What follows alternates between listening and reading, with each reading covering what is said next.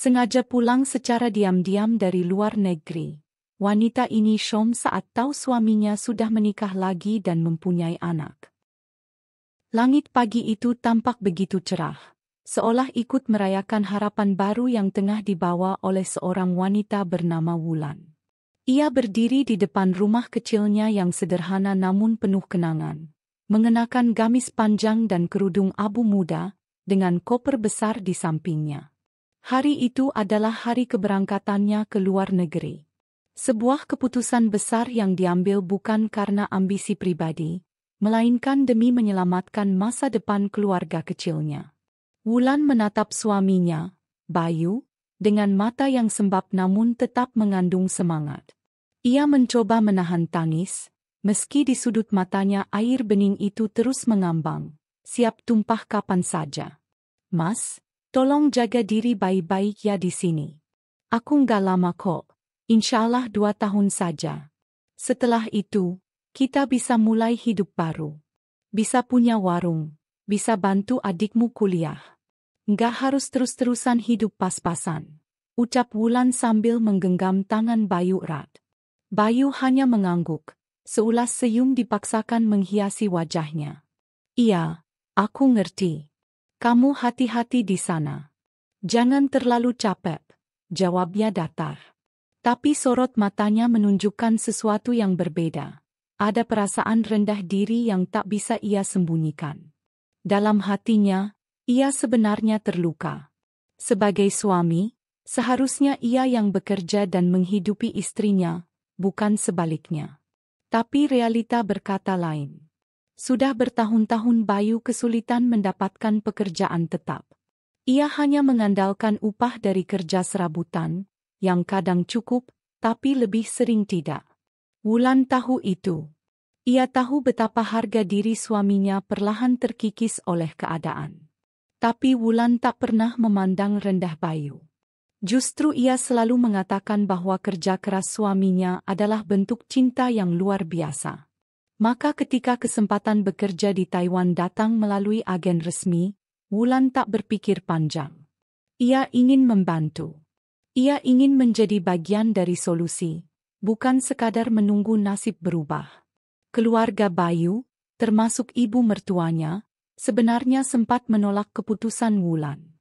Ngapain jauh-jauh ke luar negeri, kayak nggak ada kerjaan aja di sini. Istri kok pergi ninggalin suami. Nggak pantas, bentak ibu Bayu suatu malam. Tapi Wulan tetap teguh. Ia tahu ini bukan soal pantas atau tidak. Ini soal bertahan hidup. Kalau ia tetap tinggal tanpa penghasilan yang jelas, ia khawatir rumah tangganya justru retak karena himpitan ekonomi. Pagi itu, Wulan dan Bayu naik ojek ke bandara kecil di kota kabupaten. Wulan tak meminta diantar oleh banyak orang. Ia ingin perpisahan ini menjadi hal yang tenang, tak perlu tangisan ramai-ramai. Di perjalanan, Wulan menyandarkan kepalanya ke bahu Bayu. Mas, nanti jangan lupa ya, kalau aku kirim uang, tolong disimpan baik-baik. Sebagian buat kebutuhan sehari-hari, sebagian ditabung.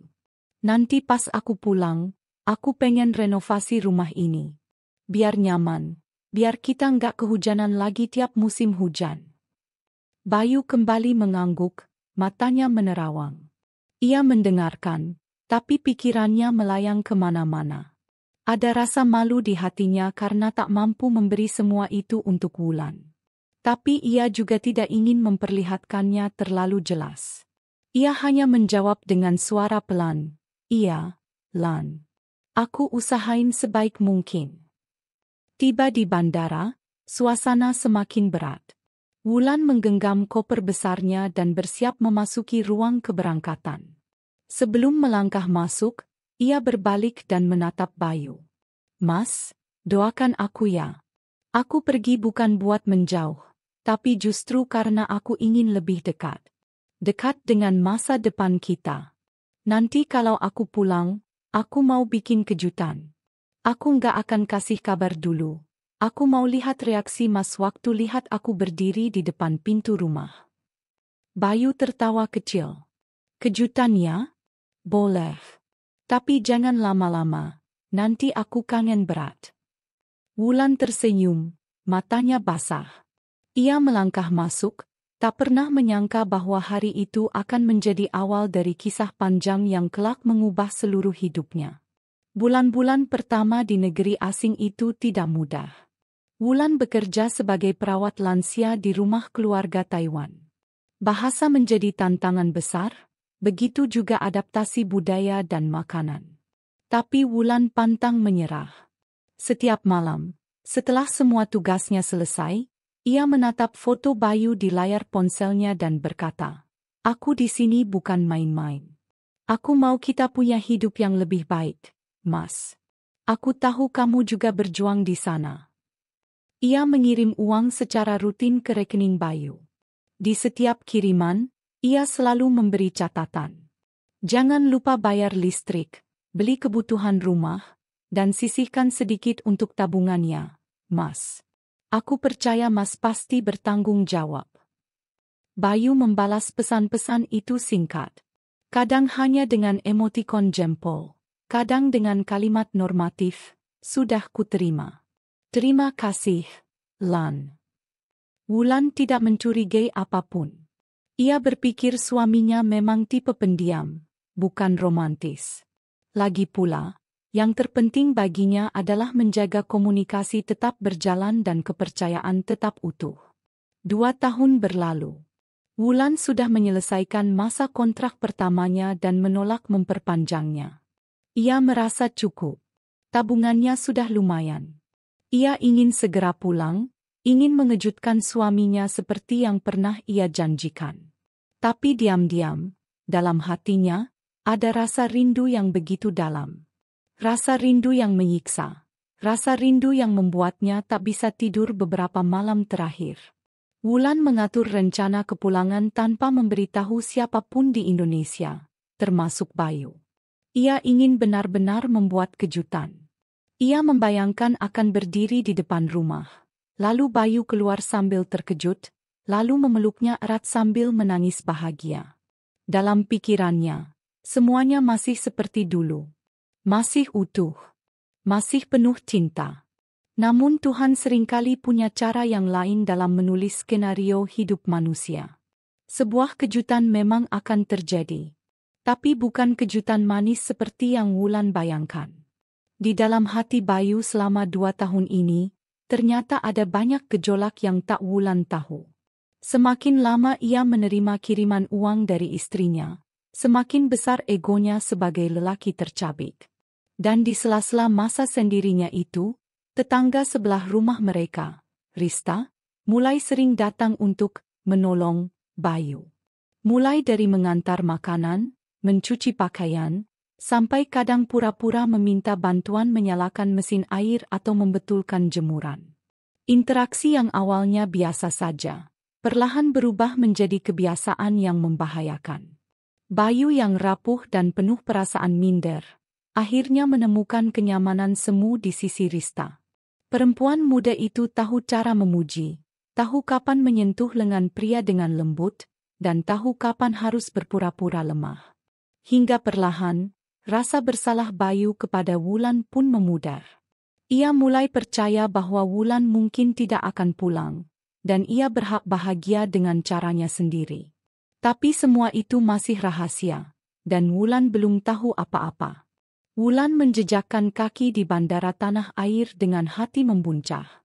Ia pulang bukan hanya membawa koper penuh oleh-oleh, tapi juga membawa segunung harapan. Ia menyewa mobil dari bandara untuk pulang ke rumah, meski jalannya berdebu dan sempit. Setiap sudut kampung membuat hatinya hangat. Ia bahkan sempat tersenyum melihat warung tempat biasa beli gorengan dulu masih berdiri. Tapi saat mobil berhenti di depan rumah, langkahnya terasa berat. Ada rasa aneh yang tiba-tiba hadir. Rumahnya tampak berbeda. Bukan sekadar dicat ulang, tapi benar-benar berubah. Pagar baru, warna cat yang mencolok, dan yang lebih mengejutkan, ada motor besar yang tidak ia kenal terparkir di teras. Hatinya mulai berdegup kencang. Ia pikir mungkin Bayu merenovasi rumah dari uang yang ia kirim. Tapi kenapa ia tak diberitahu? Ia berjalan perlahan, menarik kopernya ke depan pagar, dan berdiri lama sambil menatap rumah itu. Pintu rumah tertutup rapat. Tapi dari dalam, terdengar suara tawa perempuan. Bukan suara yang asing, tapi juga bukan suara dirinya. Wulan mengetuk pintu, mencoba menahan gemetar di tangannya. Dan disinilah, sebuah babak baru akan dimulai. Sebuah kejutan akan segera membuka segalanya. Hari-hari di negeri rantau tak semudah bayangan Wulan saat pertama kali menginjakkan kaki di tanah Taiwan. Hawa dingin yang menusuk tulang, huruf-huruf asing di papan jalan, serta logat bicara yang terdengar terburu-buru, semua terasa begitu asing. Namun Wulan tetap menanamkan satu hal dalam hatinya. Ini adalah pengorbanan untuk keluarga. Untuk masa depan yang lebih baik. Untuk rumah tangga yang ingin ia jaga. Wulan bekerja sebagai perawat lansia di keluarga Ten Wang, pria tua yang telah kehilangan sebagian besar kemampuan bicaranya. Setiap pagi Wulan membantu memandikan, menyuapi, dan mengganti pakaian pria itu. Siang harinya, ia memasak, membersihkan rumah, menyetrika baju, dan malamnya baru bisa istirahat. Kadang baru tidur pukul 2 pagi, kadang tidak tidur sama sekali jika kondisi pasien drop. Namun, tak pernah sekalipun Wulan mengeluh. Dalam doanya, ia selalu menyebut nama Bayu, berharap suaminya sehat dan setia menanti kepulangannya. Setiap akhir bulan, saat gaji ditransfer, Wulan akan langsung mengirim sebagian besar penghasilannya ke rekening Bayu di Indonesia. Mas, uangnya sudah aku transfer ya. Gunakan untuk kebutuhan harian, bayar listrik, belikan galon, dan sisihkan buat renovasi atap belakang yang bocor itu. Aku percaya Mas bisa jaga semua ini, tulis Wulan lewat pesan singkat. Bayu akan membalas, singkat seperti biasa. Sudah kuterima. Terima kasih, Lan. Balasan itu sudah cukup bagi Wulan. Ia tahu Bayu bukan lelaki yang pandai mengungkapkan perasaan lewat kata-kata. Dulu pun begitu, Wulan yang selalu lebih ekspresif. Tapi selama ini, Bayu menunjukkan cinta lewat tindakan. Menjemput pulang kerja, membetulkan kompor yang rusak, atau sekadar memeluk saat Wulan tampak letih. Wulan percaya, sejauh apapun ia pergi, Bayu akan tetap menjaga rumah. Menjaga cintanya. Menjaga dirinya. Namun, kehidupan di kampung halaman ternyata mulai berubah sejak Wulan meninggalkan Indonesia. Rista, wanita muda yang tinggal di rumah sebelah, awalnya hanya terlihat sebagai tetangga biasa. Seorang janda muda tanpa anak, yang tinggal sendiri setelah bercerai dari suaminya yang kasar. Rista dikenal pendiam dan sopan. Ia sering menyapa Wulan ketika masih tinggal di rumah itu, menawarkan makanan kecil atau mengobrol ringan di sore hari. Kalau Mbak Wulan berangkat kerja, saya bantu nyiramin tanamannya, katanya suatu sore sebelum Wulan berangkat ke luar negeri. Wulan menyambut tawaran itu dengan senyuman hangat. Ia percaya pada Rista. Lagi pula, perempuan itu tampak tulus dan baik hati. Namun, sejak kepergian Wulan, perlahan perhatian Rista pada Bayu mulai bertambah. Diawali dari hal-hal kecil, mengantar masakan karena katanya, masak kebanyakan, menawarkan bantuan menjemur pakaian saat hujan deras, hingga mulai sering duduk di teras rumah Bayu sambil ngobrol. Bayu, yang awalnya menjaga jarak, lambat laun mulai menikmati kehadiran Rista. Apalagi setiap kali Rista datang, dia membawa senyum dan perhatian. Tidak ada tuntutan seperti Wulan. Tidak ada nasihat panjang soal mengelola uang atau soal tanggung jawab. Yang ada hanyalah candaan ringan, tatapan lembut, dan pujian-pujian kecil yang mengangkat egonya. Mas Bayu tuh cocok jadi pebisnis loh. Kalau Mas serius buka bengkel, aku yakin rame.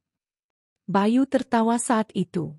Tapi dalam hatinya, ia mulai merasakan sesuatu yang berbeda. Ia tidak sadar bahwa yang ia nikmati bukan cinta, melainkan kenyamanan sesaat yang menenangkan rasa inferiornya sebagai lelaki. Ia merasa lebih, berharga, di dekat Rista. Perempuan yang tampak kagum padanya. Bukan seperti Wulan yang kini hanya hadir lewat layar ponsel dan transferan bulanan. Sementara itu, di seberang lautan, Wulan terus berjuang sekuat tenaga. Setiap malam setelah mengurus pasien, Wulan akan membuka galeri ponsel dan melihat foto pernikahannya. Ia sering tersenyum sendiri saat mengenang hari-hari pertama mereka menikah. Saat masih makan hanya dengan tahu dan sambal. Saat atap rumah bocor dan mereka berdua tertawa sambil berlari pindah tempat tidur. Namun yang membuat Wulan terus bertahan adalah mimpi mereka bersama. Membangun warung kecil, membeli motor yang layak, memperbaiki dapur dan kamar mandi, dan kelak punya anak yang tumbuh dalam rumah yang tak lagi bocor. Sabar ya Mas, bisik Wulan setiap malam. Sebentar lagi aku pulang. Aku mau lihat senyum Mas waktu aku berdiri di depan pintu.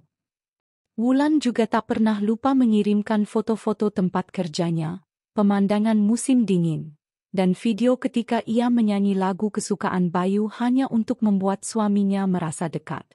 Namun semakin hari, balasan dari Bayu terasa makin hambar. Kadang malah tidak dibalas sama sekali. Maaf Lan, sibuk kerja tadi. Nanti aku lihat ya. HP rusak, baru bisa dibalas.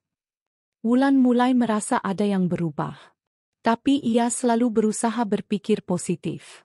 Mungkin Bayu benar-benar sibuk. Mungkin jaringan jelek. Mungkin sedang banyak pekerjaan. Ia menepis semua keraguan, memilih percaya daripada curiga. Sampai pada suatu malam, Wulan terbangun pukul 2 dini hari karena mimpi buruk.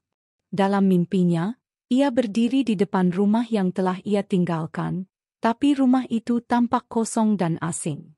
Ia mencoba masuk, tapi pintunya terkunci. Di dalamnya, terdengar suara perempuan lain tertawa bersama suaminya. Wulan terbangun dengan keringat dingin. Nafasnya memburu. Ia menatap layar ponsel, ingin menelepon Bayu, tapi jam menunjukkan pukul 3 pagi di Indonesia.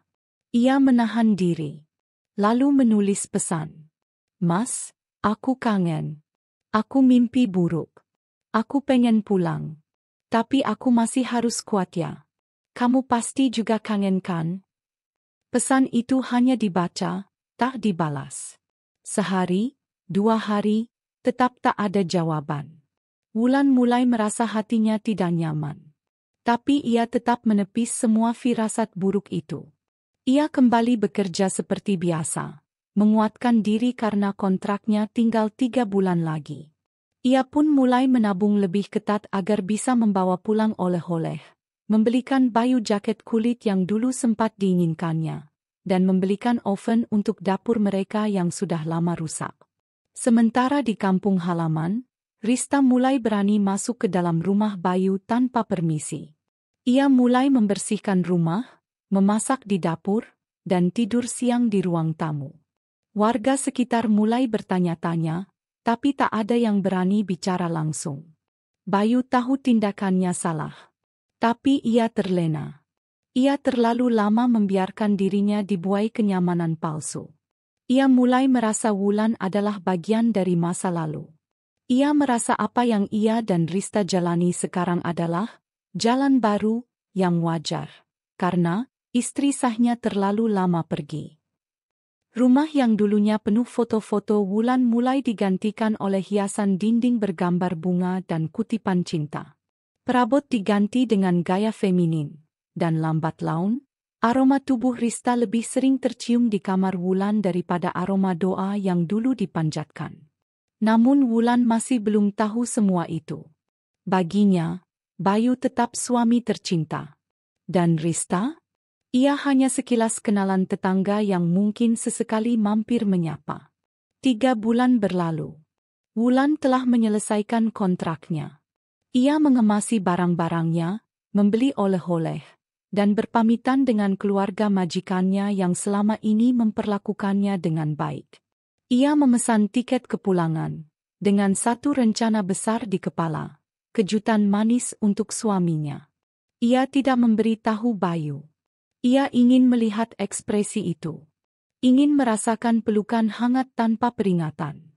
Ia membayangkan Bayu berdiri terkejut di pintu, lalu memeluknya erat sambil berkata, "Kamu pulang juga akhirnya." Namun, takdir akan mempertemukannya bukan dengan pelukan, melainkan dengan kebenaran yang selama ini tersembunyi. Langit Taipei pagi itu tampak mendung, seolah ikut menahan rasa haru yang tengah menyelimuti hati Wulan. 2 tahun sudah ia jalani dengan penuh pengorbanan, keringat, dan kesabaran. Tak terhitung malam-malam yang ia lewati dengan rindu yang tak terbendung, dan hari-hari yang ia habiskan dengan kerja tanpa lelah. Tapi semua itu kini terasa berbuah manis. Wulan sudah menuntaskan kontrak kerjanya dengan baik, bahkan berhasil menyisihkan cukup uang bukan hanya untuk membangun kembali hidupnya bersama Bayu, tapi juga untuk membuka usaha kecil di kampung halamannya. Wulan duduk di tepi ranjang asrama kecil tempat ia tinggal bersama 2 rekannya sesama TKW. Di tangannya, sebuah tiket elektronik terpampang di layar ponsel. Tiket penerbangan pulang ke Indonesia, 2 minggu dari hari ini. Matanya berkaca-kaca, bukan karena sedih, tapi karena haru dan bahagia. Ia akan pulang. Ia akan kembali ke pelukan suaminya, Bayu, dan memulai hidup baru yang selama ini hanya menjadi khayalan dalam doa malamnya. Namun keputusan untuk pulang itu ia buat diam-diam.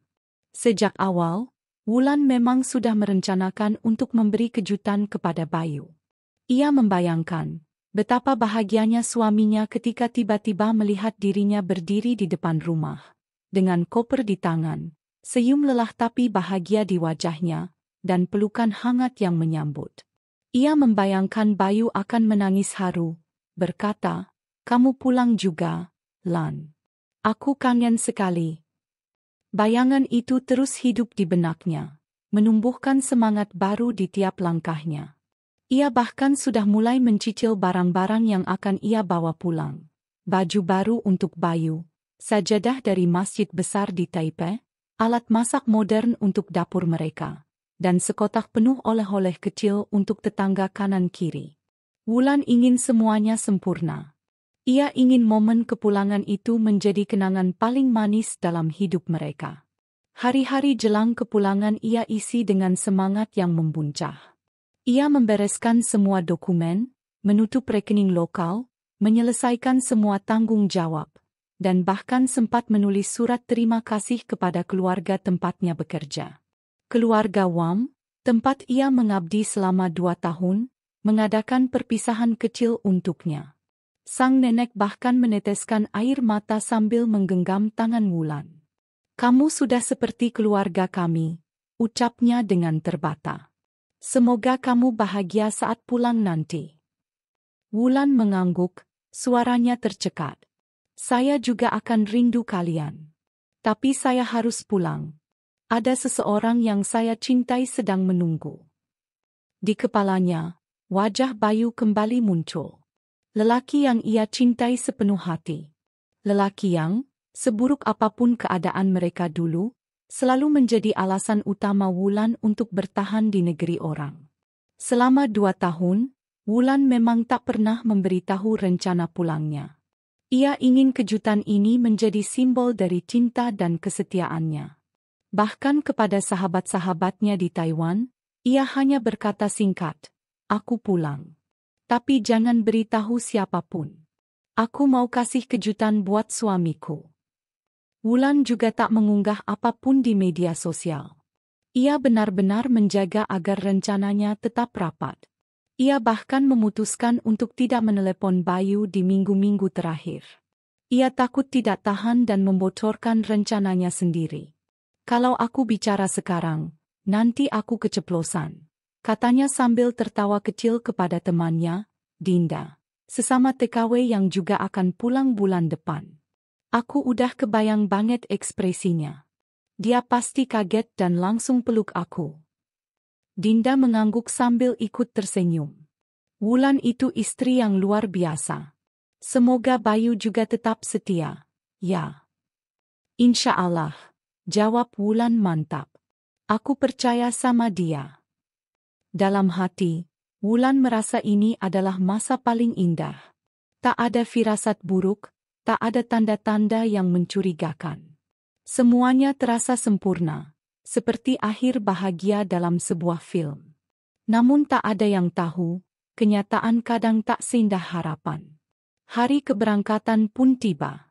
Wulan mengenakan gamis panjang abu-abu dan kerudung krem, warna yang dulu dipilih Bayu untuknya saat mereka pergi ke pesta pernikahan sepupu. Ia sengaja memilih pakaian itu sebagai simbol kenangan indah. Koper besar berisi mimpi dan harapan ia tarik dengan tangan kanan, sementara tangan kirinya menggenggam tas kecil berisi dokumen dan ponsel. Perjalanan dari Taipei ke Jakarta terasa begitu cepat. Di dalam pesawat, Wulan menatap keluar jendela, melihat langit yang luas membentang. Ia membayangkan senyum Bayu. Ia membayangkan bagaimana rumahnya tampak dari kejauhan. Atap yang bocor pasti sudah ia perbaiki dengan uang yang ia kirim. Dapur yang dulu rusak, mungkin sekarang sudah bisa digunakan kembali. Ia bahkan berharap Bayu sudah menyiapkan kejutan balik. Mungkin bunga, atau pelukan yang hangat. Wulan menggeleng pelan dan tertawa kecil sendiri. Sampai ketemu, Mas, bisiknya lirih sambil memejamkan mata. Sesampainya di Jakarta, ia langsung naik bus menuju kota kecil tempat kampung halamannya berada. Perjalanan itu terasa seperti mimpi. Setiap jengkal jalan membangkitkan kenangan. Ia melewati pasar tempat dulu mereka sering belanja bersama, warung pecel langganan Bayu, bahkan masjid tempat mereka pertama kali bertemu di pengajian. Semuanya terasa akrab. Rumah hampir sampai. Sore itu langit tampak sedikit redup, angin semilir membawa bau tanah yang khas. Wulan berdiri di depan sebuah toko bahan bangunan kecil, menurunkan kopernya dan menyewa ojek ke rumah. Saat motor melaju pelan di jalan gang yang sempit, hati Wulan berdegup kencang. Ia menahan senyum, matanya nyaris berkaca-kaca. Tinggal beberapa menit lagi ia akan tiba. Dan akhirnya, motor berhenti. Tapi yang berdiri di hadapannya membuat jantung Wulan seketika serasa berhenti berdetak. Rumah yang dulu ia tinggalkan, tidak seperti yang ia bayangkan. Cat temboknya kini berubah. Pagar yang dulunya berkarat diganti dengan pagar besi elegan berwarna hitam mengkilap. Teras rumah diubah total.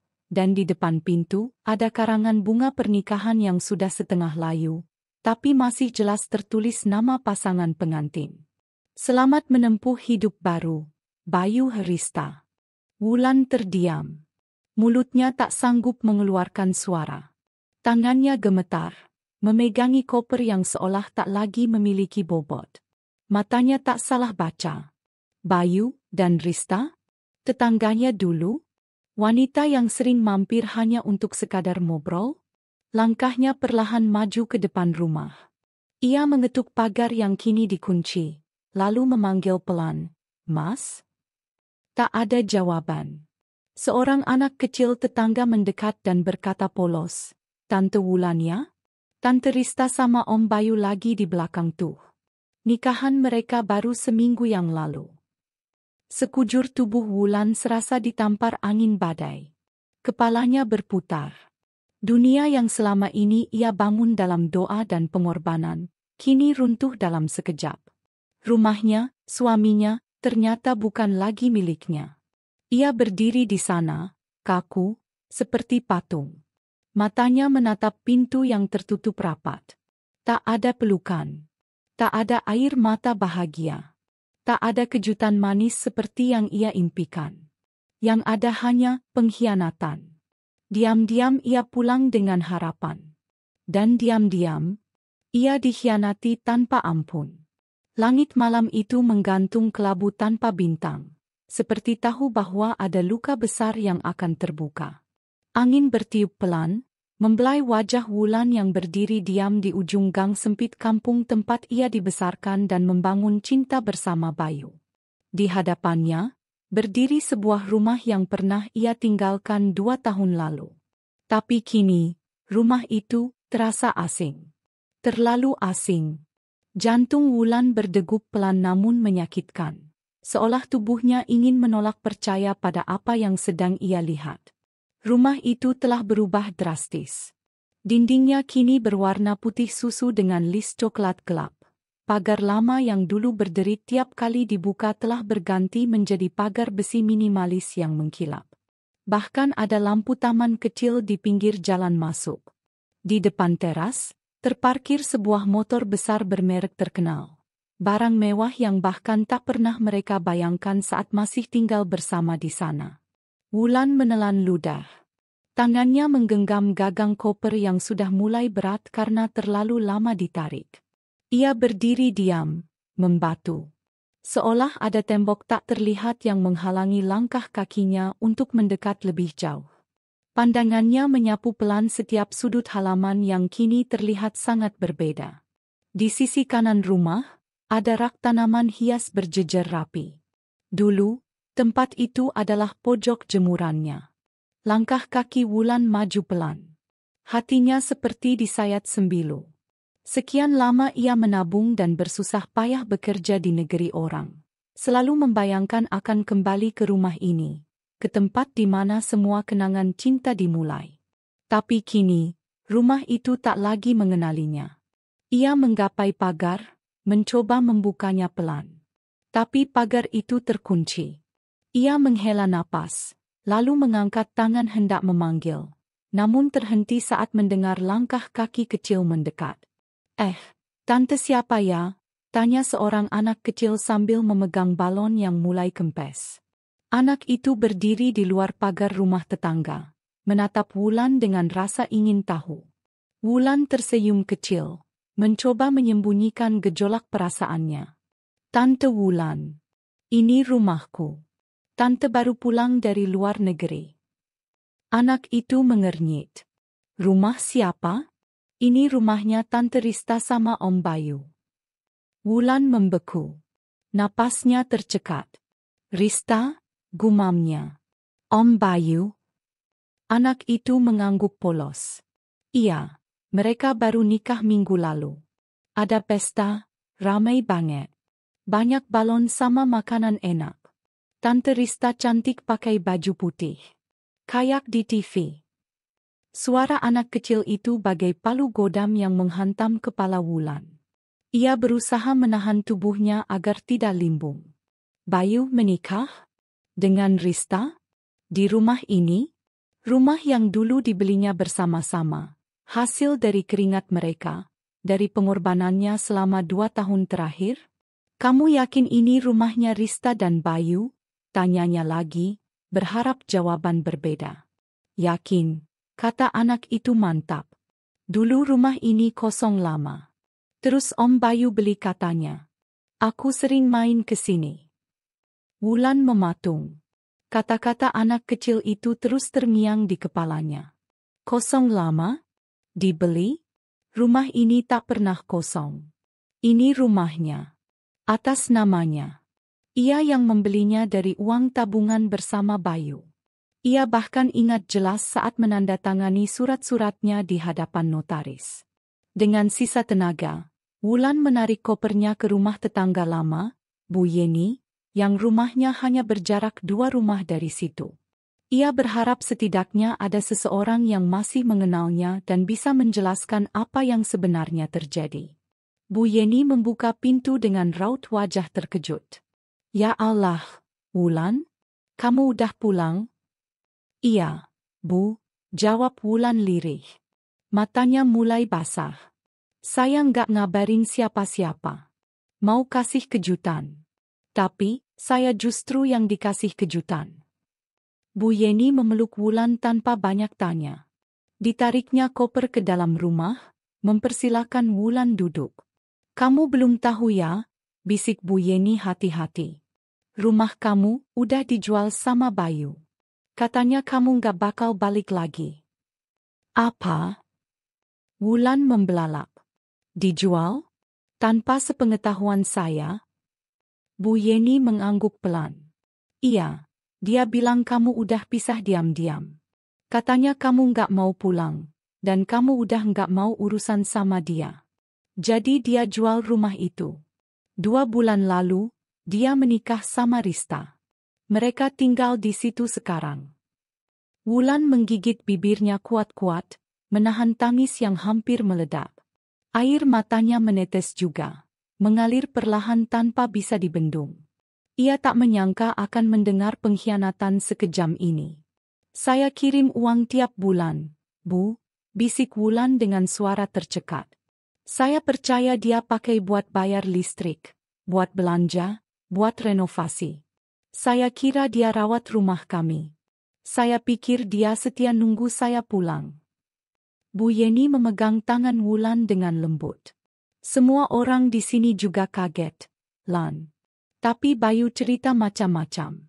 Kami juga bingung mau percaya yang mana. Wulan menatap lantai. Dunia seperti berputar. Ia ingin berteriak, tapi tenggorokannya seperti dikunci. Ia ingin marah, tapi amarah itu tak sanggup keluar dari tubuh yang terlalu lelah. Ia hanya bisa menangis, dalam diam, dalam luka yang tak bisa dijelaskan dengan kata-kata. Malam itu, Wulan tidur di rumah Bu Yeni. Ia tak bisa memejamkan mata. Bayangan wajah Bayu, senyum hangatnya dulu, pelukan di bandara 2 tahun lalu, semua berkelebatan di kepalanya. Ia merasa tertipu habis-habisan. Semua perjuangan dan pengorbanan yang ia lakukan selama ini ternyata berakhir dengan pengkhianatan paling kejam. Rumahnya telah dijual. Suaminya telah menikah lagi. Dan ia, yang datang membawa cinta, kini pulang tanpa punya apa-apa. Namun di balik tangis yang tertahan itu, mulai tumbuh setitik tekad. Wulan tahu ia tidak bisa membiarkan semuanya berlalu begitu saja. Ia mungkin perempuan yang lembut, tapi bukan berarti bisa diinjak seenaknya. Ia tak akan tinggal diam. Ia akan menelusuri semuanya. Legalitas rumah itu, surat-suratnya, kemana aliran uangnya selama ini. Dan jika benar ada pelanggaran, maka ia akan menuntut haknya. Bukan demi dendam semata, tapi demi harga dirinya yang telah diinjak. Besok pagi, saya mau ke kantor kelurahan, ucap Wulan lirih kepada Bu Yeni sebelum akhirnya memejamkan mata dengan lelah. Saya mau tahu, siapa pemilik rumah itu sekarang. Dan bagaimana suami saya bisa menjual rumah atas nama saya tanpa tanda tangan saya. Bu Yeni hanya mengangguk pelan. Ia tahu, malam itu, bukan hanya Wulan yang kehilangan rumah, tapi juga kehilangan keyakinan pada satu hal yang selama ini ia jaga dengan seluruh hidupnya, kesetiaan. Pagi itu, matahari baru naik setengah lingkaran saat Wulan melangkah keluar dari rumah Bu Yeni. Matanya bengkak, sisa tangis semalam masih tertinggal jelas di wajahnya. Tapi kali ini, tak ada lagi air mata. Yang tersisa hanya tatapan hampa, hati yang remuk, dan kepala yang terus dipenuhi tanda tanya.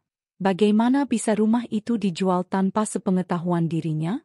Langkah kaki Wulan terasa berat saat kembali ke depan rumahnya. Atau tepatnya, rumah yang dulu miliknya. Rumah yang ia tinggalkan 2 tahun lalu dengan kepercayaan penuh pada suaminya. Kini rumah itu berdiri mewah di hadapannya. Tapi bukan lagi tempat yang menyambutnya pulang, melainkan tempat yang mengusirnya diam-diam. Ia berdiri di depan pagar, menatap ke dalam. Di teras, tampak jemuran pakaian wanita, bukan miliknya. Bukan juga aroma baju-baju yang pernah ia setrika dengan penuh kasih. Lalu terdengar suara piring dari dalam, tawa kecil wanita yang sudah tak asing di telinganya, Rista. Wulan mencoba mengendalikan dadanya yang sesak. Ia mengeluarkan ponsel, membuka kontak atas nama Bayu suamiku, dan menekan tombol hijau. Nada sambung berdering, 1, 2, 3, hingga 7, lalu mati. Ia mencoba lagi. Kali ini, langsung ditolak. Wulan menggigit bibir. Ia mengirim pesan. Mas, aku di depan rumah. Pulang dari luar negeri. Aku mau bicara. Tanda centang 2 muncul, dibaca, tapi tak dibalas. Napas Wulan tercekat. Ia berdiri membisu, Tubuhnya mulai menggigil meski matahari sudah mulai menyengat kulit. Pandangannya tak lepas dari pintu rumah. Ia berharap pintu itu terbuka dan Bayu keluar dengan wajah terkejut, lalu memeluknya. Tapi yang keluar justru seorang anak kecil yang bermain dengan balon. Sama seperti anak yang kemarin menyapanya. Anak itu menatap Wulan dan tersenyum ramah.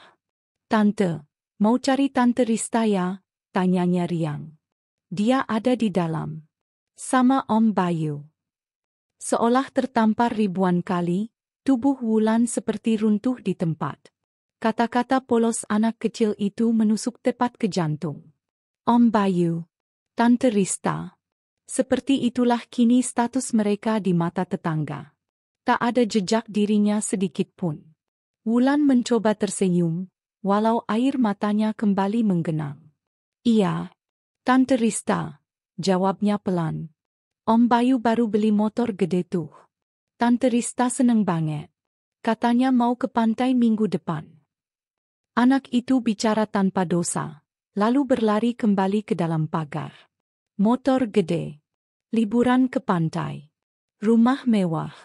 Semua hal itu bukan hasil kerja Bayu.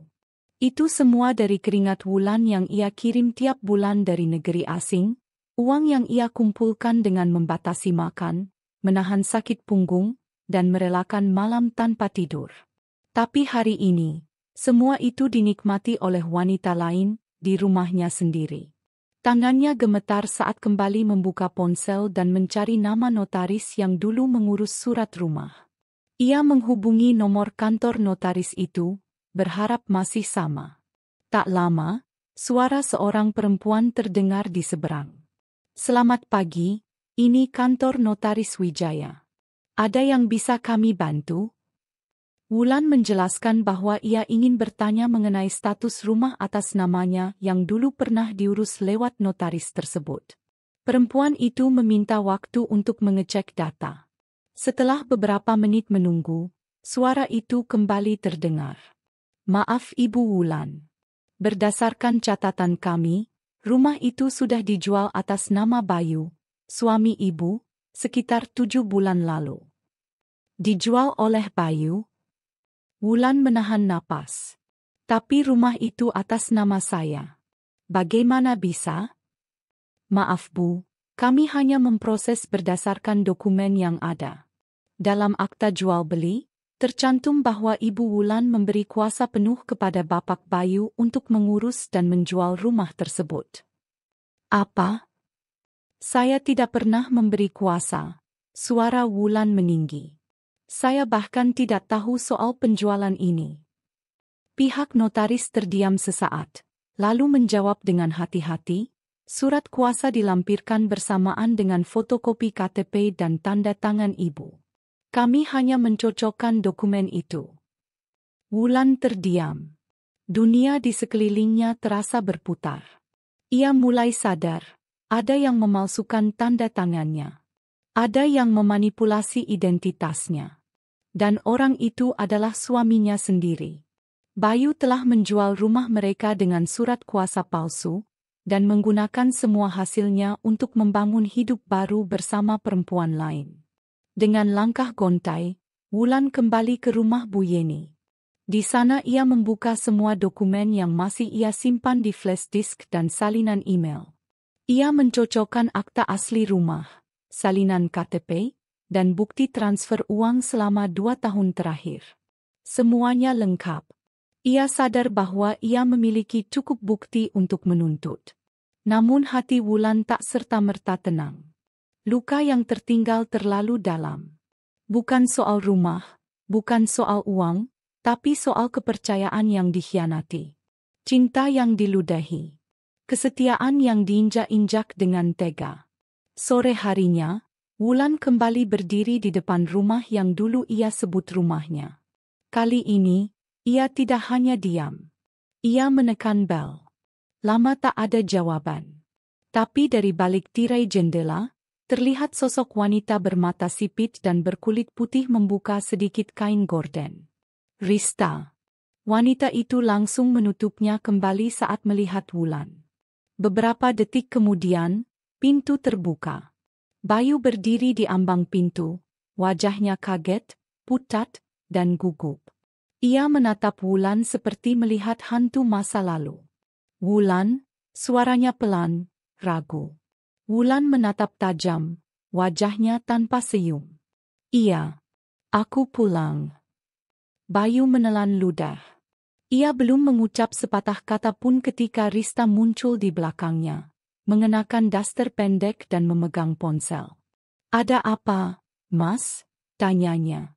Begitu melihat Wulan, wajahnya berubah seketika, antara terkejut, takut, dan canggung. Wulan tetap menatap Bayu. Kita perlu bicara. Di luar. Bayu tampak ragu. Gak usah rame-rame di sini, Lan. Orang bisa dengar. Justru biar semua orang tahu siapa kamu sebenarnya, jawab Wulan dingin. Aku ingin tahu kenapa kamu tega jual rumahku tanpa izin, tanpa bilang apapun. Aku ingin tahu sejak kapan kamu jadi pengkhianat. Bayu terdiam. Wajahnya mulai berkeringat. Aku kira kamu gak bakal balik, gumamnya akhirnya. Kamu sibuk, gak pernah bilang kapan pulang, jadi aku kira. Jadi kamu kira boleh nikah lagi? Boleh jual rumahku? Boleh habiskan uangku? Potong Wulan dengan suara penuh emosi. Kamu pikir aku ini mati? Bayu menunduk. Rista di belakangnya mundur pelan, masuk ke dalam rumah, meninggalkan mereka berdua. Wulan mendekat satu langkah. Dengar ya, Bayu. Rumah ini bukan milikmu. Aku punya bukti semuanya. Dan aku akan bawa ini ke pengadilan. Biar semua orang tahu apa yang kamu lakukan pada istrimu sendiri. Bayu tak menjawab. Mungkin tahu bahwa semua alasannya akan terdengar memuakkan. Mungkin sadar bahwa ia telah mengkhianati perempuan yang selama 2 tahun terakhir hidupnya hanya untuk menyokong lelaki tak tahu diri sepertinya. Wulan berbalik, pergi dengan langkah cepat. Matanya lurus ke depan. Air matanya masih jatuh, tapi kali ini bukan karena sedih. Melainkan karena harga dirinya telah kembali bangkit. Langit malam tampak begitu hitam saat itu, seperti menyatu dengan perasaan Wulan yang diliputi gelap dan kepedihan. Ia berdiri di bawah pohon mangga tua tak jauh dari pagar rumah yang dulu menjadi tempat pulangnya setiap lelah. Malam itu, tak ada cahaya bintang di langit. Tapi rumah itu terang benderang. Ramai. Hamad. Dan ternyata, bukan lagi miliknya. Suara tawa terdengar dari dalam rumah. Tawa riuh, bersahutan, seperti keluarga yang sedang bahagia menghabiskan malam bersama. Wulan berdiri di balik bayangan pohon, mengintip ke arah teras yang dipenuhi meja dan kursi. Ada lampu gantung kecil yang menggantung, dan tampak beberapa piring besar berisi lauk pauk di atas meja. Di kursi sebelah kanan, tampak 2 orang lelaki dewasa dan seorang wanita paruh baya sedang menyantap hidangan sambil tertawa kecil. Di tengah-tengah mereka, duduk seorang pria dan wanita muda. Wulan mengenal mereka semua. Pria itu adalah Bayu, suaminya. Dan wanita di sebelahnya, yang duduk begitu manis dalam balutan kebaya kasual dan sanggul kecil di rambutnya, adalah Rista, tetangga yang dulu hanya ia anggap teman baik. Tangannya bergetar. Langkahnya maju pelan, menyelinap dari samping rumah, tepat di sela pagar dan semak belukar kecil yang dulu ia tanam sendiri. Ia sudah hafal tiap sudut rumah ini, tiap celahnya. Bahkan saat Bayu mengganti pagar dan mengecat ulang seluruh dinding, ingatan Wulan tentang rumah ini tak berubah. Karena yang tertanam di dalamnya bukan bentuk fisik rumah ini, tapi kenangan yang tak mungkin dicat ulang. Ia melangkah menyusup ke sisi teras belakang, mengendap di balik dinding yang agak menjorok. Dari sudut itu, ia bisa melihat ruang tamu dalam rumah melalui jendela kaca yang tidak tertutup tirai. Cahaya terang dari dalam membuat segalanya tampak jelas. Dan di sanalah ia melihatnya. Sebuah bingkai foto besar terpajang di dinding ruang tamu. Di dalamnya, tampak Bayu mengenakan setelan jas abu-abu dengan dasi hitam, berdiri di samping Rista yang memakai gaun putih sederhana. Di bawah foto itu tertulis nama pasangan dengan tulisan kaligrafi yang manis. Bayu Rista, 17 Mei 2025. Tanggal yang baru saja berlalu. Artinya, mereka menikah hanya 2 minggu sebelum Wulan pulang. Jantung Wulan serasa dihantam palu. Kakinya lunglai, tubuhnya limbung. Ia menahan napas, menutup mulut dengan telapak tangan agar suara sesaknya tidak terdengar. Jadi ini benar, bukan hanya kabar dari mulut tetangga. Bukan hanya desas-desus dari anak kecil atau cerita dari Bu Yeni. Tapi kenyataan. Fakta tak terbantahkan yang sekarang terpajang di ruang tamu rumahnya sendiri. Bayu, suaminya, telah menikah lagi. Dan bukan dengan wanita asing. Tapi dengan Rista, tetangga yang dulu pernah ia percaya. Yang pernah ia titipi kunci rumah saat harus berangkat lebih pagi. Yang pernah ia peluk saat sedang menangis karena kabar keguguran. Rista, yang kini duduk manja di kursi tengah sebagai nyonya rumah. Wulan merasakan perutnya mual. Udara malam yang tadi sejuk kini terasa seperti menghisap habis oksigen dari paru-parunya. Tangannya mencengkeram erat pagar kayu tua di samping jendela. Mencoba tetap berdiri meski tubuhnya nyaris rubuh. "Mas, coba ini deh. Aku masak sendiri." Suara Rista terdengar jelas dari dalam rumah. Nadanya manja, riang, penuh keakraban. Bayu tertawa kecil. "Iya, aku tahu kamu masak enak. Tapi jangan tiap hari bikin yang berat gini. Capek dong." "Iya nih, anak muda zaman sekarang dimanja sama istri." Seloroh salah satu tamu lelaki.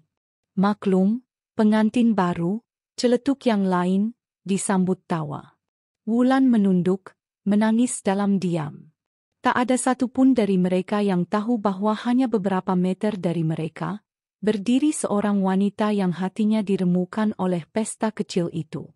Wanita yang telah mengorbankan 2 tahun hidupnya demi orang yang kini duduk nyaman di rumah hasil keringatnya, bersama istri barunya.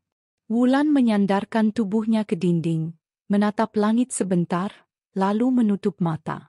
Air matanya jatuh. Bukan 1, bukan 2, tapi mengalir seperti air hujan yang tak terbendung. Ia menangis, tapi tetap tak ingin terdengar. Harga dirinya masih cukup kuat untuk tidak menjatuhkan diri di depan orang-orang yang telah mengkhianatinya. Setelah beberapa menit yang terasa seperti seabad, Wulan perlahan menjauh dari rumah itu. Kakinya melangkah pelan ke arah gang kecil di samping rumah Bu Yeni. Ia tak sanggup lagi melihat lebih banyak. Cukup. Apa yang ia lihat malam ini lebih dari cukup untuk mematahkan hati siapapun. Sesampainya di rumah Bu Yeni, ia langsung masuk tanpa banyak bicara.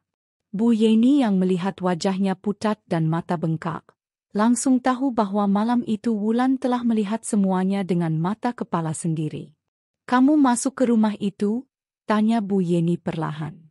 Wulan mengangguk, masih tak sanggup bicara. "Kamu lihat fotonya?" Wulan kembali mengangguk. Lalu suara seraknya keluar perlahan. "Mereka benar-benar menikah, Bu. Di ruang tamu, ada foto mereka.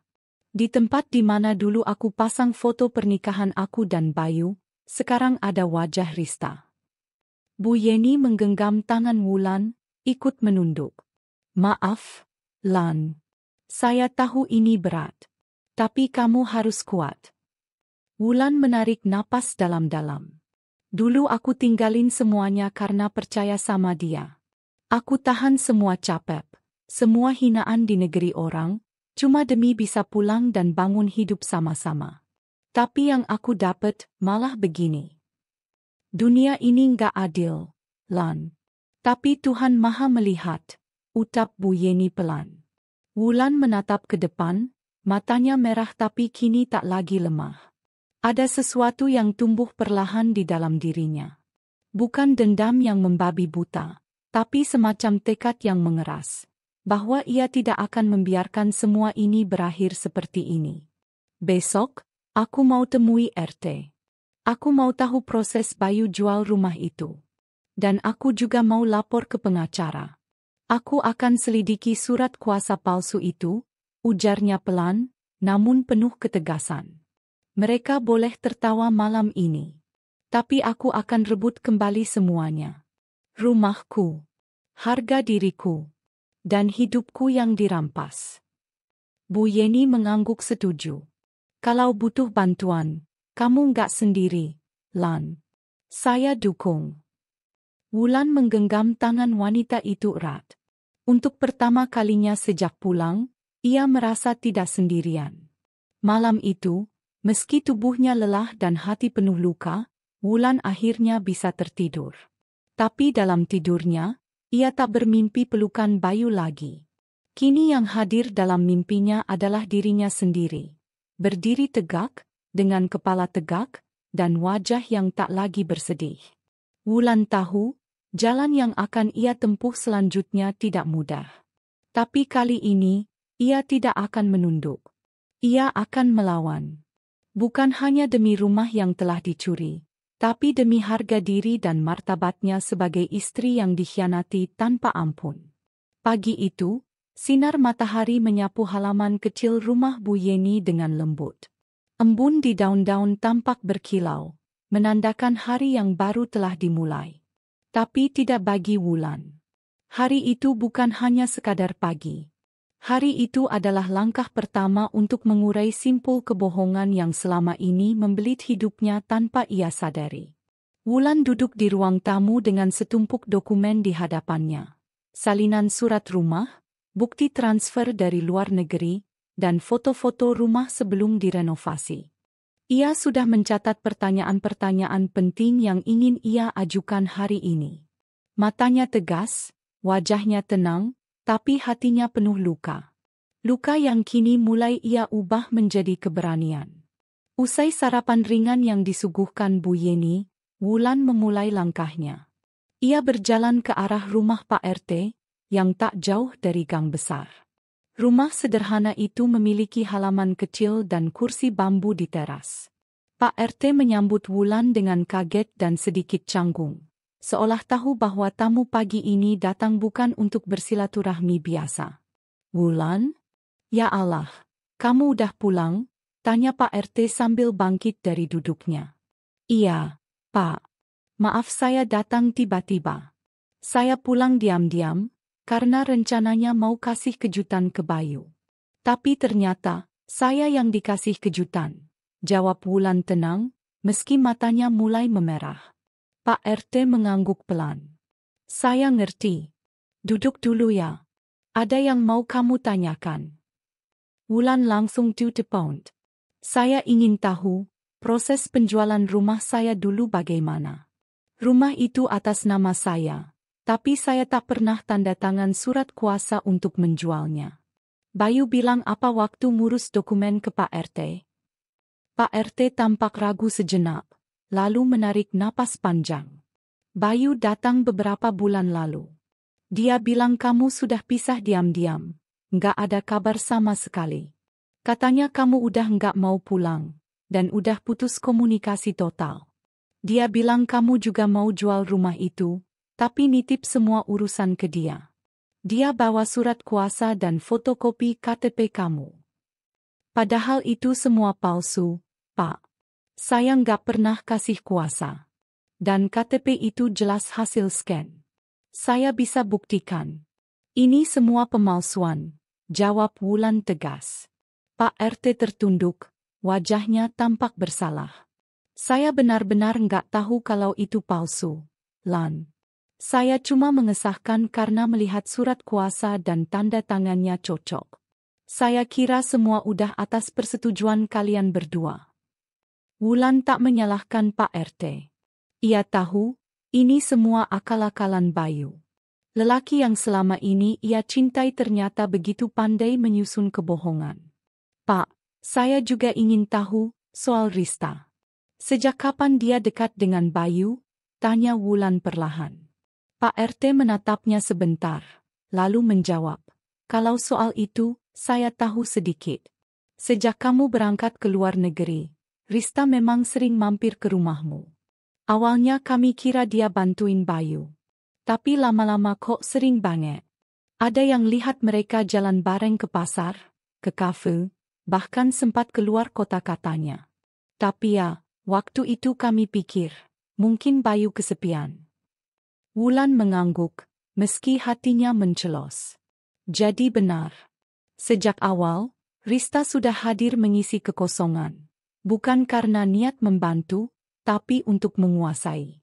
Ia menggoda Bayu, perlahan, diam-diam, lalu mengikatnya saat Wulan sedang berjuang di negeri orang.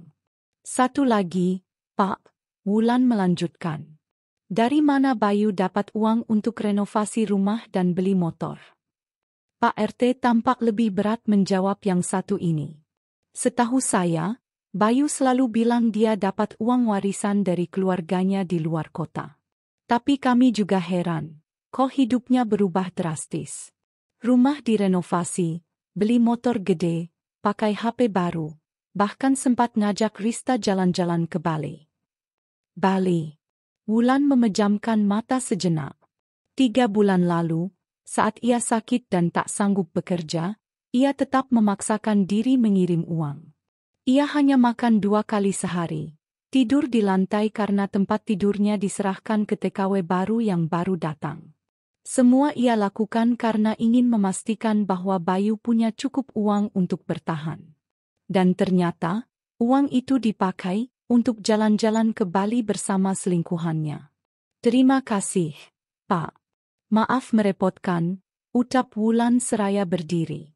Pak RT hanya bisa mengangguk, tak kuasa berkata banyak. Matanya menatap Wulan dengan iba, tapi Wulan tak butuh kasihan. Ia hanya butuh kebenaran. Langkah berikutnya, ia pergi ke rumah 2 tetangga lamanya, Mbak Erna dan Pak Mukhlis, yang dulu cukup dekat dengannya. Ia ingin tahu versi mereka.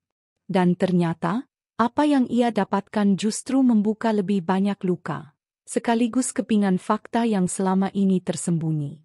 Mbak Erna bercerita bahwa sejak beberapa bulan setelah Wulan berangkat, Rista mulai sering datang ke rumah. Kadang membantu masak, kadang duduk di teras sampai malam. Tapi lama-lama, Rista bahkan sering tidur di sana. Bayu berdalih bahwa mereka hanya sekadar dekat karena sama-sama kesepian. Tapi orang kampung tahu, itu bukan kedekatan biasa.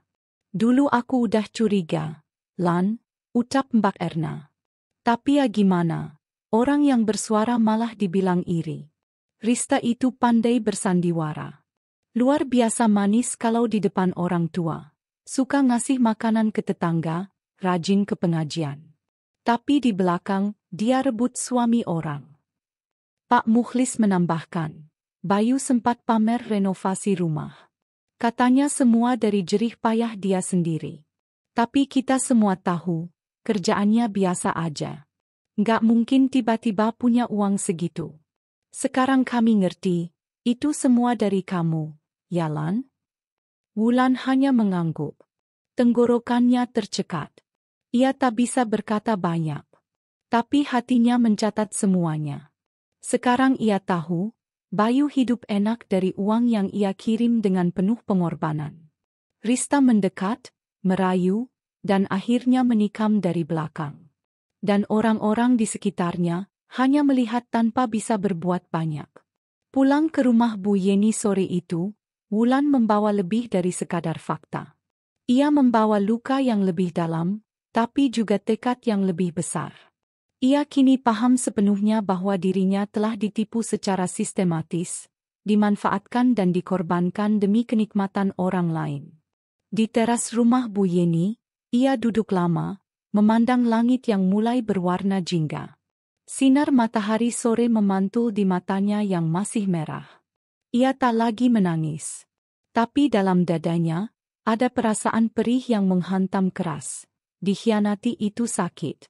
Tapi dikhianati saat sedang berjuang untuk orang itu jauh lebih menyakitkan. Wulan menggenggam erat tangannya sendiri. Aku akan lawan semua ini, bisiknya. Malam itu, ia mulai menulis kronologi kejadiannya. Dari saat ia berangkat, kapan mulai kirim uang, jumlahnya. Sampai kapan ia terakhir menerima pesan dari Bayu yang menyatakan semuanya baik-baik saja? Ia lampirkan bukti transfer, tangkapan layar percakapan, dan menyusun daftar saksi. Bu Yeni, Pak RT, Mbak Erna, Pak Mukhlis.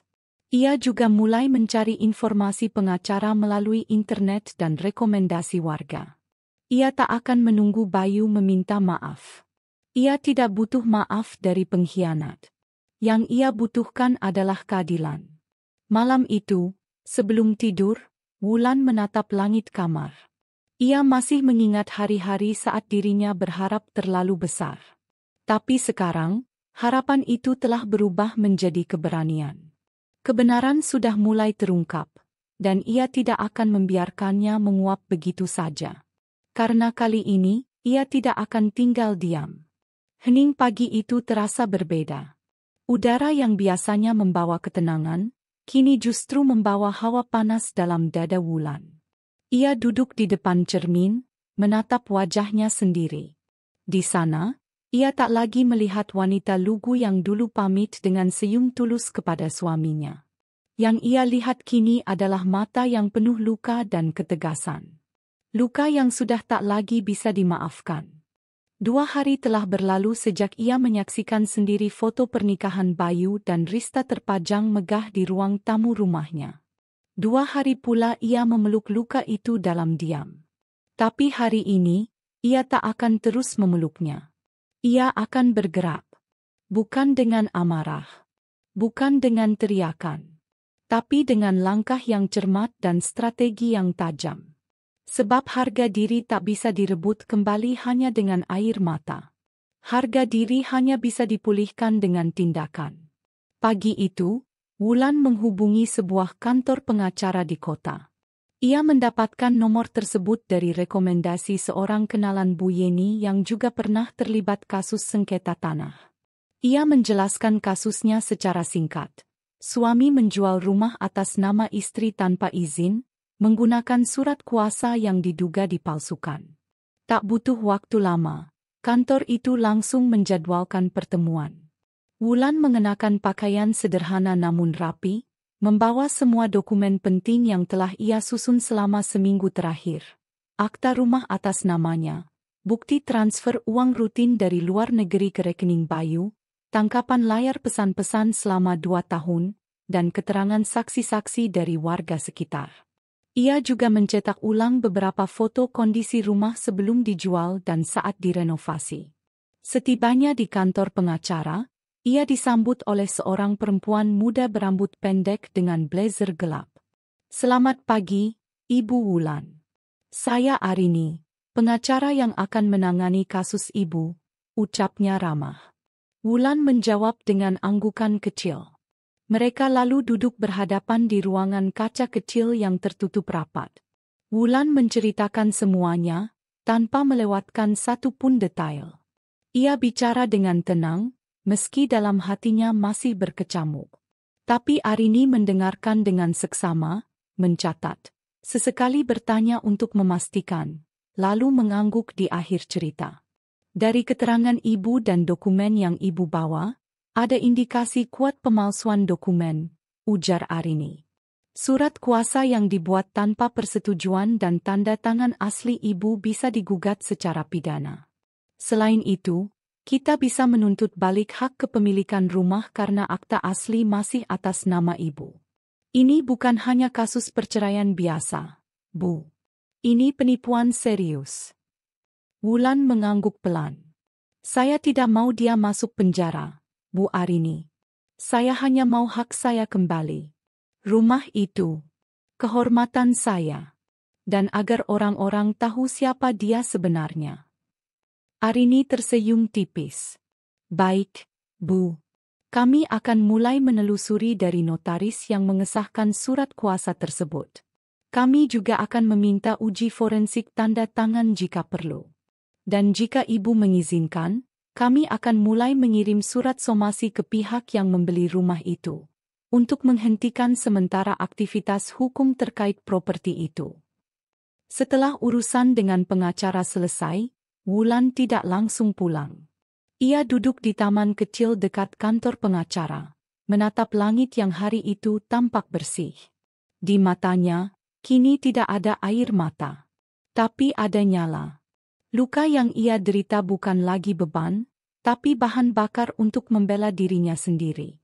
Malam harinya, di rumah Bu Yeni, Wulan mulai menyusun satu strategi lagi, menyebarkan kebenaran. Bukan untuk mempermalukan Bayu secara frontal, tapi untuk membuka mata warga. Ia tahu, Bayu pandai bersandiwara. Banyak orang masih percaya bahwa ia suami yang ditinggal istri ke luar negeri, lalu menikah karena kesepian. Wulan ingin menghentikan narasi itu dengan cara yang cerdas. Ia membuat satu surat terbuka, ditulis dengan tangan sendiri, ditujukan kepada warga kampung. Surat itu ia tempelkan di papan pengumuman masjid, tanpa menyebut nama Bayu secara langsung. Tapi isi surat itu jelas sekali menggambarkan bahwa ada seorang istri yang telah bekerja keras di negeri orang, mengirim uang setiap bulan, hanya untuk kemudian dikhianati oleh suaminya yang menikahi wanita tetangga dengan uang hasil keringat sang istri. Di dalam surat itu, Wulan menulis kalimat penutup yang menggugah. Saya tidak meminta belas kasihan. Saya hanya ingin kebenaran berdiri di tempatnya. Karena diam adalah pilihan terakhir bagi mereka yang tak lagi punya suara. Tapi saya masih punya suara, dan saya akan gunakan itu untuk menuntut kembali hak saya sebagai istri, sebagai manusia, dan sebagai warga yang tak ingin dibodohi. Beberapa hari kemudian, surat itu menjadi buah bibir warga. Pelan-pelan, bisik-bisik mulai terdengar. Orang-orang mulai membicarakan siapa yang dimaksud dalam surat itu. Dan perlahan, mereka menyambungkan benang-benang fakta. Rumah yang dijual diam-diam, pernikahan Bayu dan Rista yang mendadak, perubahan gaya hidup Bayu yang mencurigakan. Semua mulai terang. Wulan tak berhenti di situ. Ia mendatangi sekolah tempat adik Bayu pernah bersekolah, meminta surat pernyataan bahwa ia pernah menjadi wali yang mengirim uang untuk biaya sekolah. Ia juga meminta keterangan dari teman kerjanya di luar negeri bahwa selama ini ia hidup pas-pasan, menghemat segala sesuatu demi mengirimkan uang rutin untuk Bayu. Semua itu ia kumpulkan menjadi berkas bukti.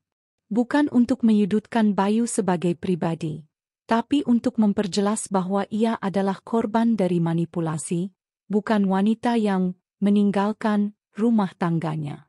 Suatu sore, Wulan bertemu dengan seorang ibu yang dulu tetangga depan rumahnya.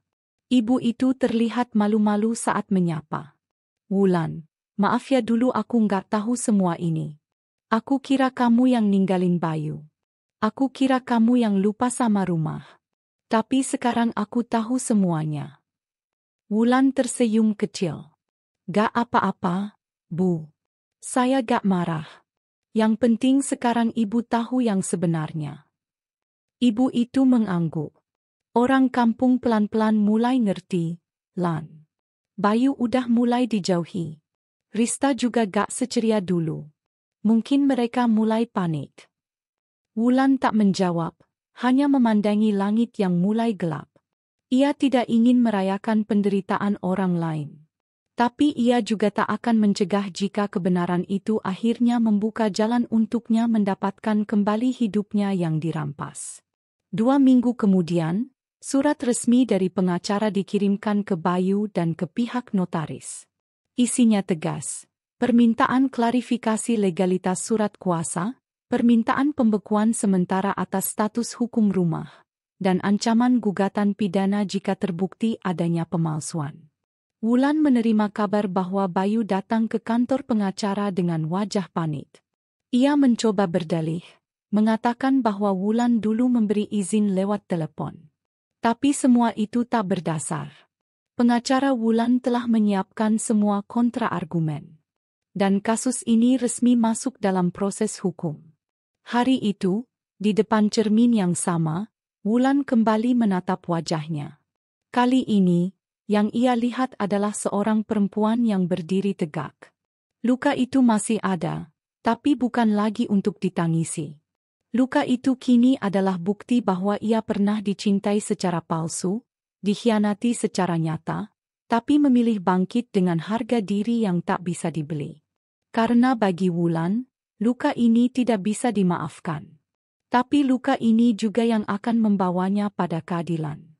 Hari itu matahari bersinar cerah, tapi bukan hanya cuaca yang menggambarkan perubahan. Senyuman di wajah Wulan juga menunjukkan sebuah babak baru telah dimulai.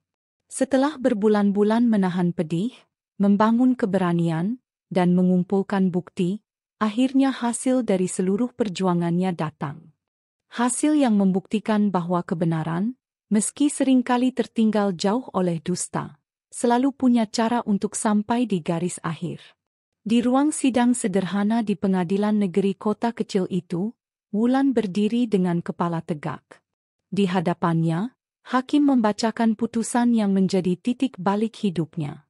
Setelah menimbang seluruh bukti, mendengar keterangan para saksi, dan mempertimbangkan bahwa surat kuasa penjualan rumah tersebut dibuat tanpa persetujuan sah dari pemilik asli, maka pengadilan menyatakan bahwa transaksi jual-beli rumah tersebut tidak sah secara hukum dan harus dibatalkan. Kepemilikan rumah dikembalikan kepada Ibu Wulan, sebagai pemilik sah atas nama yang tercatat dalam akta tanah. Kalimat itu menggema di ruang sidang, dan untuk sesaat waktu seakan berhenti. Wulan memejamkan mata. Ada air mata yang jatuh pelan, tapi bukan karena sedih. Kali ini, itu adalah air mata kemenangan. Di sisi lain ruangan, Bayu duduk dengan wajah pucat. Rista menunduk, tak berani menatap siapapun. Mereka berdua tidak pernah membayangkan bahwa Wulan akan sejauh ini. Bahwa istri yang dulu mereka pandang lemah itu ternyata adalah wanita baja yang hanya butuh waktu untuk bangkit. Proses hukum itu tak hanya memutuskan soal rumah. Tim pengacara Wulan juga berhasil mengungkap bahwa usaha kecil yang dijalankan Bayu dan Rista, sebuah kedai makan di pinggir jalan raya utama, didanai sepenuhnya dari uang kiriman Wulan selama 2 tahun bekerja di luar negeri. Bukti transfer yang dikumpulkan, ditambah keterangan warga yang tahu bahwa Bayu tidak memiliki sumber penghasilan tetap, memperkuat tuduhan bahwa harta yang mereka miliki sekarang adalah hasil penggelapan uang. Akibatnya, pengadilan memutuskan untuk membekukan sementara usaha tersebut, sampai proses hukum lebih lanjut selesai. Kedai makan yang biasanya ramai dikunjungi karena menunya enak dan lokasinya strategis, kini tutup dengan plang bertuliskan, dalam proses hukum.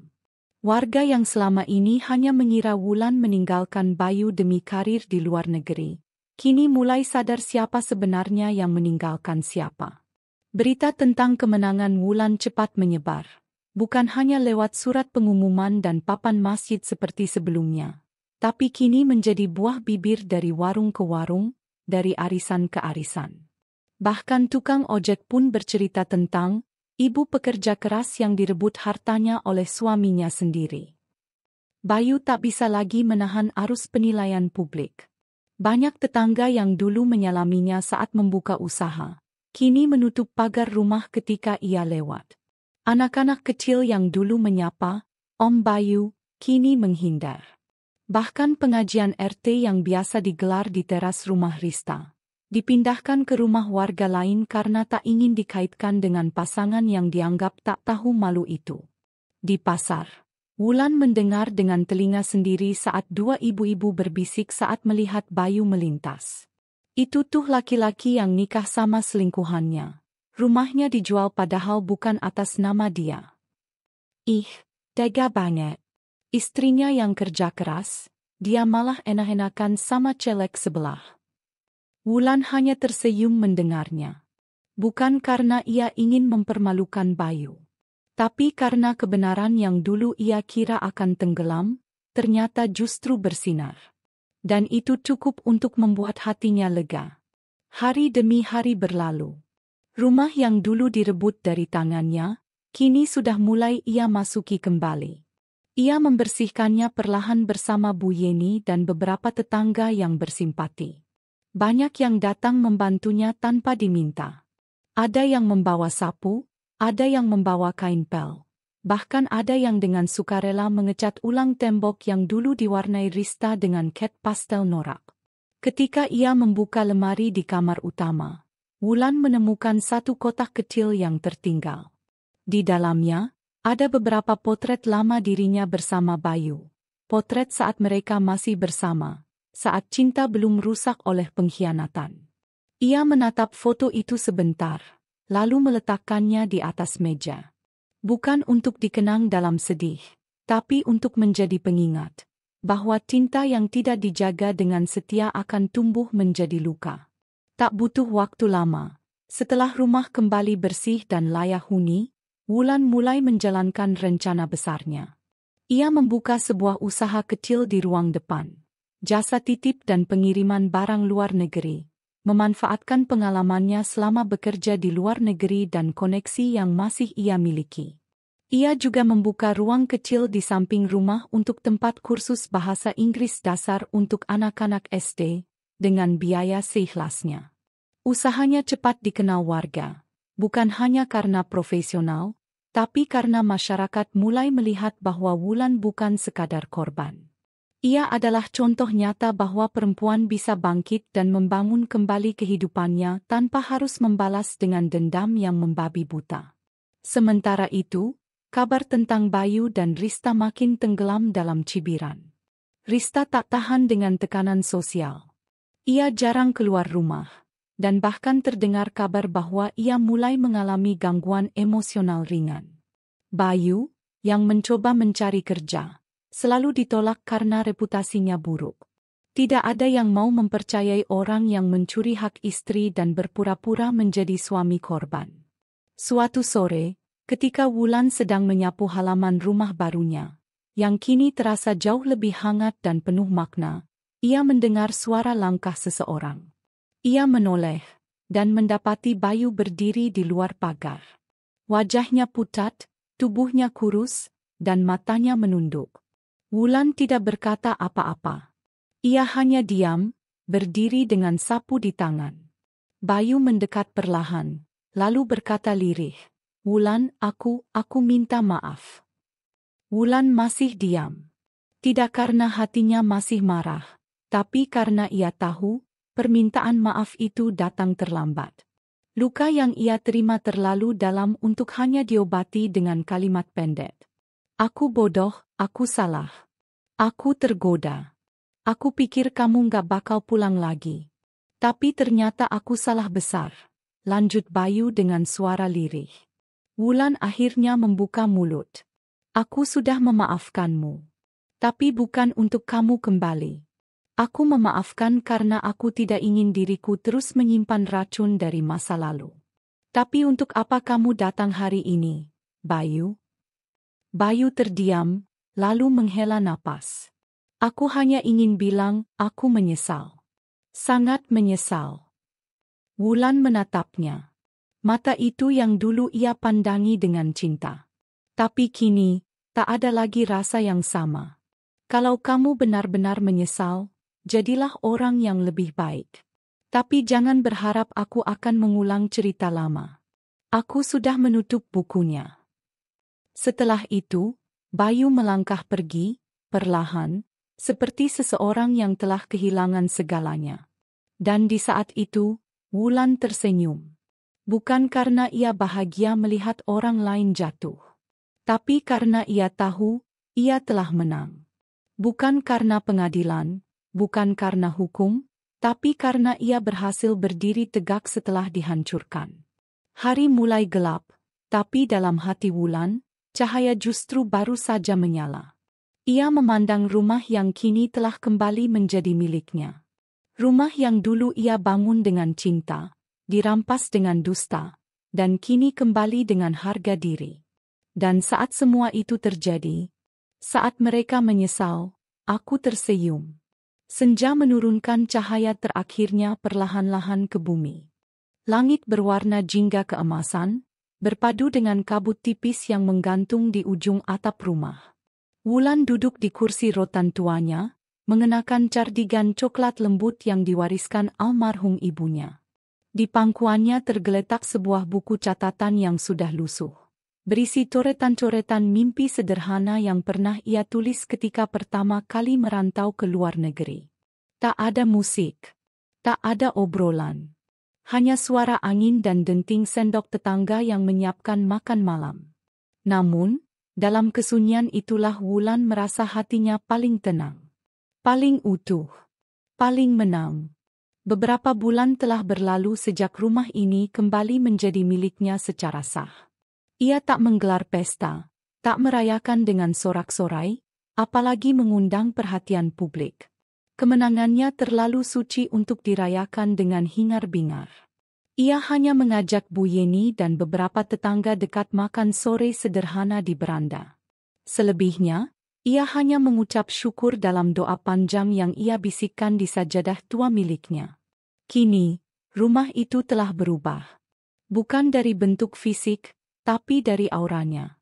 Tak lagi ada cat pastel norak yang dulu dipakai Rista. Tak lagi ada hiasan aneh atau stiker dinding bertuliskan kutipan cinta palsu. Semua sudah bersih. Sudah kembali menjadi tempat yang pantas untuk dihuni dengan damai. Wulan menata ulang setiap sudut rumah dengan tangannya sendiri. Ia tidak menyewa dekorator. Ia tak meminta bantuan siapapun selain Bu Yeni. Ia mengecat dinding dengan warna hangat, menyusun rak buku di ruang tamu, dan membuat sudut kecil untuk membaca dan merenung. Di sana, ia menaruh satu pot tanaman kecil yang dulu sempat layu karena ditinggal pergi.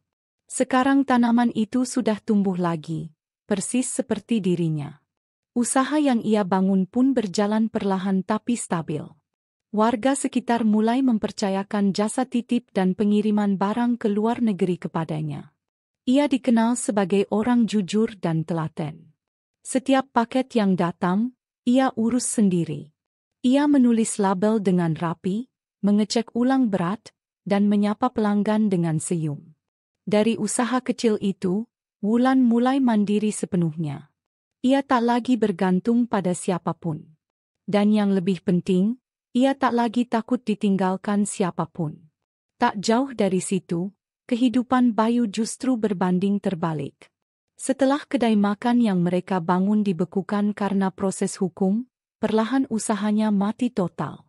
Rista mulai menunjukkan sisi aslinya, gampang panik, emosional, dan penuh keluhan. Ia tak tahan dengan bisik-bisik warga, tatapan orang-orang saat mereka melintas, dan terutama cibiran diam-diam yang menyayat lebih dalam dari kata-kata. Pada akhirnya, Rista pergi. Bukan hanya meninggalkan rumah kontrakan yang dulu mereka tempati, tapi juga meninggalkan Bayu dalam keadaan terlilit utang dan reputasi hancur. Kabar terakhir yang Wulan dengar, Rista kembali ke kampung halamannya di luar kota, mencoba membuka lembaran baru, entah dengan siapa. Sedangkan Bayu, kini menjadi sosok bayangan dari dirinya yang dulu. Ia jarang keluar rumah. Rambutnya kusut, wajahnya tirus, dan tubuhnya mulai kurus. Orang-orang tak lagi menyapanya. Bahkan beberapa warung langganannya menolak memberinya utang. Di antara semuanya, mungkin hanya satu hal yang terus menghantuinya, diamnya Wulan. Wulan tak pernah membalas. Tak pernah muncul membawa dendam.